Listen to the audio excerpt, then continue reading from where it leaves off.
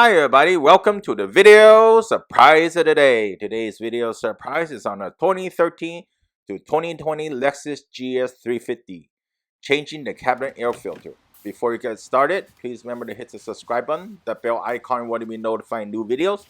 I really appreciate that thumbs up. Thank you very much in advance. Before you get started on the replacement, you need to remove everything out of the glove compartment and even the shelf. So I'm going to show you how to do that and change the cabinet air filter, and also post a description which air filter to get.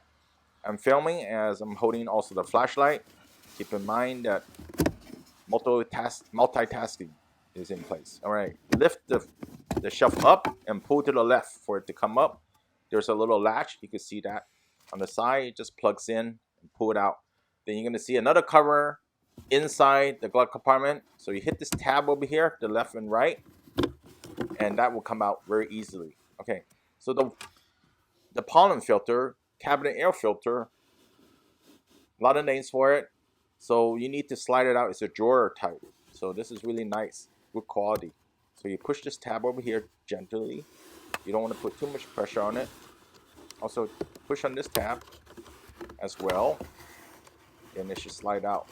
So pull it out like that. So notice it's a carbon air filter.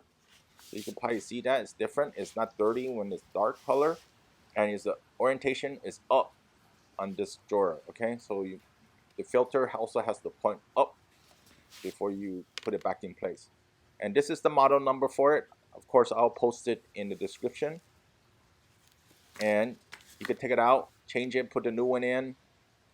I recommend you get a good filter because it filters a lot of the odors and stuff like that. There's a lot of different ones you can buy as well too. It doesn't necessarily need to be from Toyota or Lexus, but get a good quality one.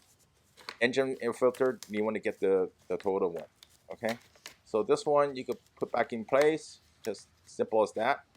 If you want to get all the pleats to align under the tab, you could do that too. You can spend the time doing that. This is how the bottom looks like. It's a very sturdy, very nice product. So once you get all that settled in, make sure the orientation is pointing up for this one as well as the filter when you put it back in.